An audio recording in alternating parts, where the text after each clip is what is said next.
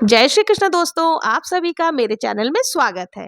संक्रांत आने वाली है और हमारे हिंदू धर्म में संक्रांत को बहुत अधिक महत्व दिया जाता है। संक्रांत को स्नान और दान का दिन माना जाता है। संक्रांत के दिन किया हुआ दान अनंत गुना फल देता है। इसलिए संक्रांत के दिन दान करने का विशेष महत्व बताया गया है और बहुत ज्यादा शुभ भी माना जाता है।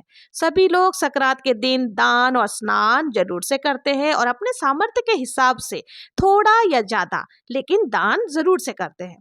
मकर संक्रांति यानी संक्रांत को 14 अंकों का विशेष महत्व होता है। संक्रांत के दिन जब हम दान करते हैं तो 14 चीजों का दान करना सर्वश्रेष्ठ माना गया है और सबसे ज्यादा शुभ फलदायी माना जाता है।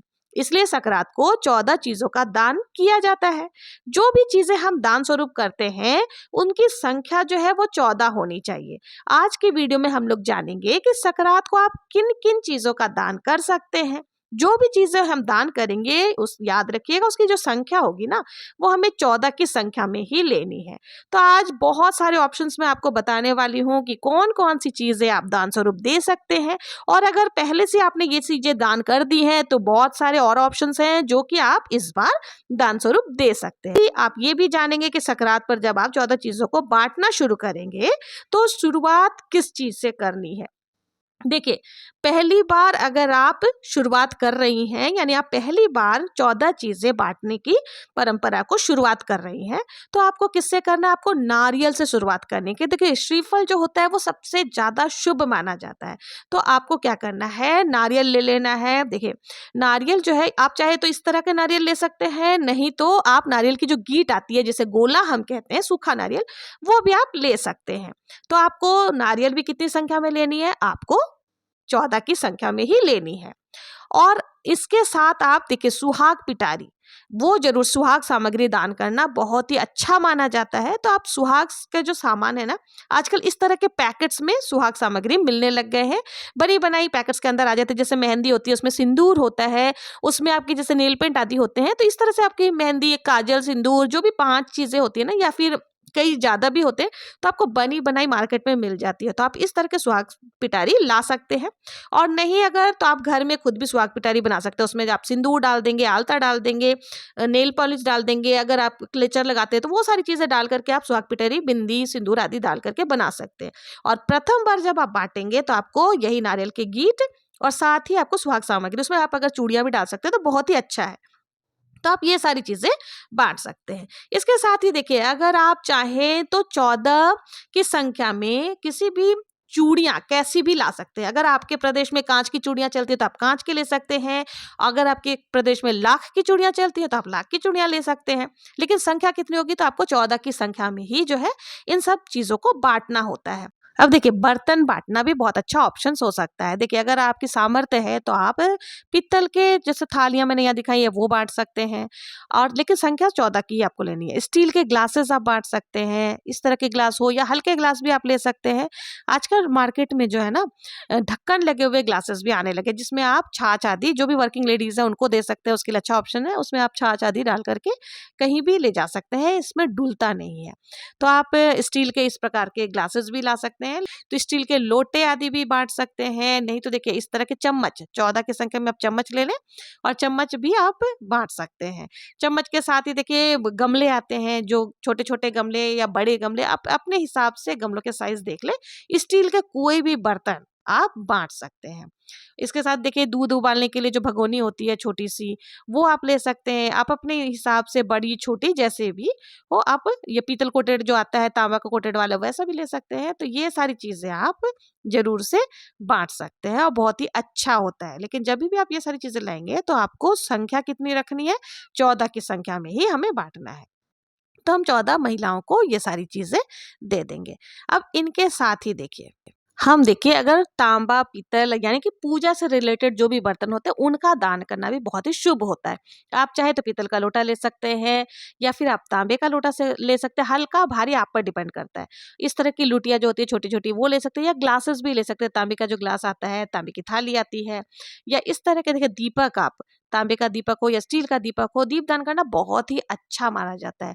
जब भी कोई इस दीपक को प्रज्वलित करेगा तो आपको याद जरूर से करेगा और मन ही मन देखो आपको आशीर्वाद आशीर्वाद भी ज़रूर से देगा। तो इसलिए दीपक का आपको दान ज़रूर से करना है। आप चाहें तो अगरबत्ती स्टैंड भी एक अच्छा ऑप्शन है, तो आप अगरबत्ती स्टैंड आजकल डिफरेंट डिफरेंट डिज़ाइन्स में आने लगे हैं, तो आप अगरबत्ती स्टैंड्स भी ले सकते हैं। इसके साथ ही देखिए इस तरह के जो भोग प्रसाद की जो प्लेटें आती हैं, आप चाहे तो भारी हल्का वो आप पर निर्भर करता है आप किस प्रकार का लेना चाहते हैं, आप इस वो भी दान स्वरूप दे सकते हैं। तो इसमें सभी लोग भोग बहुत ही अच्छे से लगाएंगे। ऐसा दान आपको करना चाहिए जो किसी के काम आए, ऐसा दान कभी भी नहीं करना चाहिए जो किसी के यूज में ना आए। तो ये जो पूजा से रिलेटेड सामग्री है ये बहुत ही उपयोगी है, इसको आप इस बार दान करके देखें कितनी ज्यादा पुण्य की प्राप्ति होगी। तो ये बहुत अच्छा ऑप्शन है, तो आप ये भी दान में दे सकते हैं। इन सब के साथ ही देखिए आप कान्हा जी का वस्त्र, यानी कि अगर जो भी आपके आसपास में लड्डू गोपाल की सेवा करता है उनको आप कान्हा जी के वस्त्र भी दान स्वरूप दे सकती हैं। देखिए कान्हा जी के वस्त्र, अभी सर्दियों का मौसम है तो आप ऊनी वस्त्र भी दे सकती हैं साइज के अकॉर्डिंग, जिनके भी जिस नंबर के भी ठाकुर जी हैं आप उनको साइज के अकॉर्डिंग कपड़ों का दान कर सकती हैं। यानी कि देखिए इस तरह के जो छोटे छोटे वस्त्र होते हैं या बड़े वस्त्र होते हैं, जो भी साइज के हैं आप उनको जरूर से कान्हा जी के लड्डू गोपाल के वस्त्रों का दान भी आप दे सकते हैं। इसके साथ ही आप देखिए सिंदूरदानी लकड़ी की बनी हुई आती है, इस तरह के आप ले सकते हैं। ये भी 14 की संख्या में ही आपको ले लेना है। इसके अंदर आपको सिंदूर भर करके फिर आप दान स्वरूप दे सकते हैं, बहुत ही अच्छा ऑप्शन है। इसके साथ देखिए जो सिलाई कढ़ाई करते हैं उस लोगों के लिए इस तरह से जो सूता धागा रखने का स्टैंड आता है, इसमें धागा, सुई और बहुत सारी चीज़ें आप रख सकते हैं, तो ये भी अच्छा ऑप्शन है, ये भी आप दान स्वरूप दे सकती हैं। इनके साथ देखिए औरतों का पसंदीदा होता है पर्स, तो आप बहुत ही तरीके के मार्केट में पर्स मिल जाते हैं। देखिए कई औरतों को परेशानी होती है कि मोबाइल कहाँ टांगे, तो इस तरह से मोबाइल होल्डर वाले पर्सेस आते हैं, ये आप दे सकती हैं, ये भी बहुत अच्छा ऑप्शन है। औरतें खुश हो जाएंगी जिनको भी मोबाइल रखने में परेशानी है, तो इसमें मोबाइल आराम से आ जाता है, पैसे भी आप रख सकते हैं, तो ये बटुआ आप दे सकते हैं। साथ ही ऐसे नक्काशी वाले बटुए आते हैं, ये आप दे सकते हैं। और नहीं तो इस तरह से वर्क किए हुए भी पर्सेस आते हैं, तो आप ये भी दान में दे सकते हैं, बहुत ही अच्छा ऑप्शन है। इसके साथ ही देखिए आप, ये तो हो गए पर्सों की बात, आप चाहें तो दूसरे तरह के लेदर पर्सेस भी आते हैं, वो भी आप दे सकते हैं। इसके साथ ही देखिए आप, सर्दियों का मौसम है तो वूलन कपड़े दान करना बहुत ही शुभ माना जाता है, तो आप चाहें तो देखिए स्वेटर आदि दान कर सकते हैं, कंबल दान कर सकते हैं, या सूट का जो पीस होता है, कोट आदि के कपड़े जो गर्म कपड़े होते हैं वो आप दान कर सकते हैं। नहीं कुछ तो जुराफ जो होती है, या फिर सर्दियों में पहनने वाले सूट, साड़ी, सलवार, दुपट्टा, कुछ भी आप दान स्वरूप दे सकते हैं। आप अपने सामर्थ्य के अनुसार दान को बढ़ा भी सकते हैं और घटा भी सकते हैं। आप चाहें तो इस तरह से बेडशीट्स आते हैं, बेडशीट्स का भी दान कर सकते हैं। कंबल जो सर्दियों में होते हैं, कंबलों का दान कर सकते हैं। तो यथासंभव आप दान जरूर से करें, और दान ऐसा करें जो किसी के भी काम आए। तो देखिए जब भी आप दान करेंगे, किसी जरूरतमंद को दान करें तो बहुत ही अच्छा है, उनका आशीर्वाद भर भर करके आपको मिलेगा। और संक्रांत में 14 चीजें जो दान करनी होती है, मैंने बहुत सारे आपको ऑप्शंस बता दिए, इसमें से आप कुछ भी चीजें दान स्वरूप दे सकती हैं। और दान जब भी करें श्रद्धा से करें, किसी मन को मार करके, या फिर आप अनबने से दान बिल्कुल भी ना करें। अब देखिए दान करने से पहले आपको क्या करना है, अपनी चूड़नी ओढ़नी ले लेनी है, उसमें थोड़ा सा जल डाल करके आपको इस तरह से 2 बार मिनस लेना है, यानी वार फिर कर लेना है। उसके बाद आप जो भी वार है उस दिन के, यानी कि मैं आपका नाम लेना है, मैं इंदु मकर संक्रांति के उपलक्ष्य में दिन जो भी पड़ने वाला है उस दिन को लेकर के आपके निमित्त ये सारी चीजें दान कर रही हूँ, इसको स्वीकार कर, इस तरह से आपको मिनस लेना है, फिर आपको दान स्वरूप देना है। देखिए इस तरह की प्लास्टिक की टोकरियां भी आती हैं, इसमें भी आप श्रृंगार सामग्री आदि को रख करके, या फिर जैसे एक टोकरी ले लिया, उसके बाद एक पर्स ले लिया, उसमें श्रृंगार सामग्री डाल दिया। और साथ ही जब भी आप दान करेंगे ना, तो आपको खाली नहीं, कम से कम उसमें तिल के लड्डू हो गए, मूंगफली हो गए, कुछ भी मीठा रख करके, गुड़ हो गए, यानी कुल मिलाकर आपको जैसे तिल हो गए, गुड़ हो गए, इन सब चीजों का दान करना बहुत ही शुभ होता है।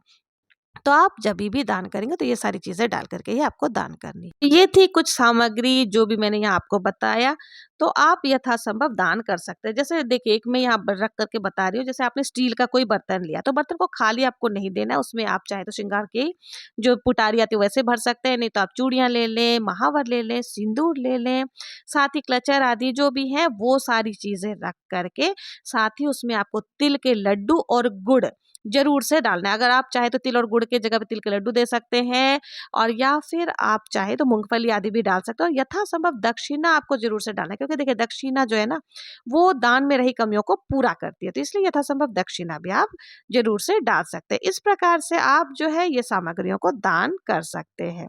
और यदि आप पहली बार दान कर रहे हैं तो सुहाग सामग्री आपको जरूर से दान करनी है। और साथ ही देखिए मैंने पहले ही बताया था आपको कि नारियल, चाहे तो नारियल के गीठ हो गए, या गोले वाले नारियल हो गए, या फिर जो दूसरा नारियल बताया था वैसा, उसके साथ ही आपको सुहाग सामग्री डाल करके दान करना है। जब भी आप दान करेंगे ना, तो आप एकदम सच्चे मन से, सच्ची श्रद्धा के साथ दान करें। किसी के दिखावे में आकर के दान ना करें, किसी से होड़ ना करें कि उसने इतना दान किया तो मुझे भी इतना ही करना है। आप अपनी क्षमता के अनुसार, अपनी श्रद्धा के अनुसार ही दान करें।